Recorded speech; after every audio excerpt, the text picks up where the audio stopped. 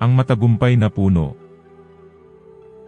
Noong unang panahon may isang batang nagtanong sa kayang lolo, "Paano ako magiging matagumpay kapag lumaki na ako?" tanong ni Ben sa kanyang lolo. Bilang tugon, dinala siya ng kanyang lolo at nagtanim sila ng 2 buto, isa sa paso sa loob ng bahay at isa sa labas sa hardin. "Sa tingin mo, alin sa 2 halaman na ito ang mas lalago sa hinaharap?" tanong ng kanyang lolo.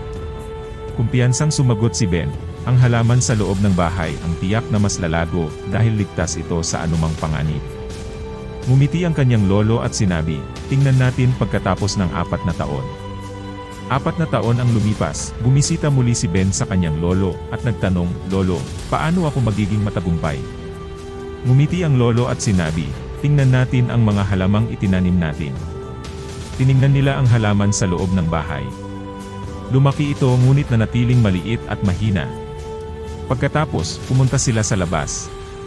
Doon, isang malaking puno ang nakatayo, malawak ang mga sanga nito, nagbibigay ng lilim sa mga dumadaan. "Sabihin mo sa akin, alin ang mas lumaki at alin ang mas matagumpay?" tanong ng lolo. Sumagot si Ben, "Ang itinanim natin sa labas." "Pero paano ito posible? Maraming panganib ang hinarap ng halamang iyon, pero lumaki ito ng ganito kalaki." Ngumiti ang lolo at sinabi, "Oh, maraming pagsubok ang hinarap ng halaman sa labas, pero ang pagharap sa mga problema ay nagpapatibay sa mga ugat nito. Ganoon din sa buhay. Kung palagi kang mananatili sa iyong comfort zone, hindi ka lalaki ng buong potensyal mo."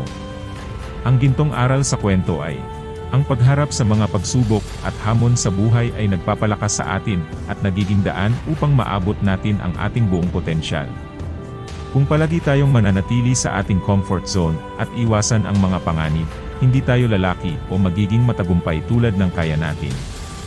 Sa madaling salita, ang mga pagsubok at hamon ay hindi dapat katakutan, bagkus ay dapat tingnan bilang oportunidad upang maging mas matatag at mas magaling.